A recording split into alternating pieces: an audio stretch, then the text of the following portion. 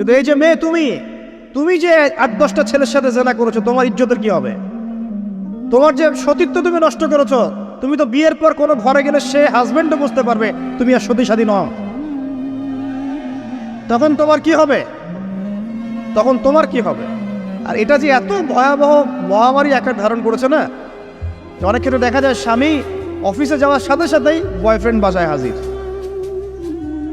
এই যে বাক্সে বাক্সে বন্দি জীবন বললাম, বাক্সে বাক্সে বন্দি ফ্ল্যাটের ভিতরে তো ঢুকলে আর বোঝা যায় না ভিতরে কি হচ্ছে।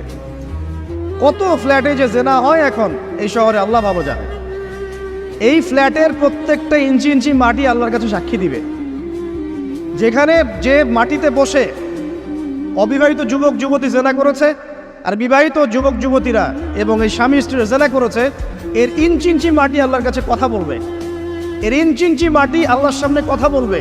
ইয়াউমাইযিন তুহাদ্দিসু আখবারাহা, সেদিন তুহাদ্দিসু আখবারাহা, জমিন তার খবর বলবে আল্লাহর কাছে।